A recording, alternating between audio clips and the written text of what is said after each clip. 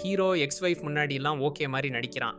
ஆனா மனசுக்குள்ள பொய் சொல்லி இருக்க முடியாதுன்னு புரிஞ்சதும், நமக்கு 2 பேருக்கும் ஒத்து வரல. அதனால தான் பிரிஞ்சோம்ன்னு அவளுக்கே சொல்லிடுறான். ஹீரோ ஆந்திராவ லவ் பண்றான்னு தெரிஞ்சுக்கிட்ட பிரப்லின் நேரடியா ஆந்திராவோட கிளினிக்குக்கே போறா. எனக்கும் ஆண்குருக்கும் நடுவுல நடந்த விஷயங்கள் எல்லாம் நேத்து நடந்த மாதிரியே இருக்கு.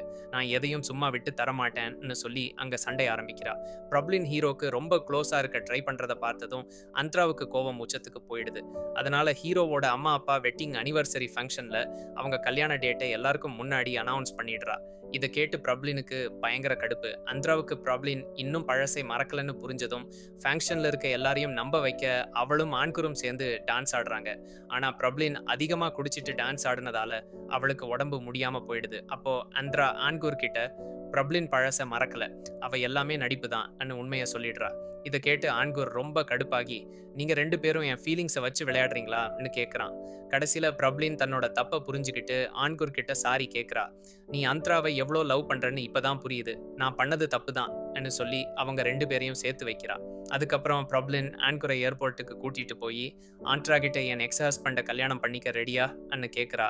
கடைசியில ஆண்குரும் அந்த்ராவும் சந்தோஷமா கல்யாணம் பண்ணிக்கிறாங்க. இதோட இந்த படம் ஹாப்பி எண்டிங்கோட முடிஞ்சிடுது.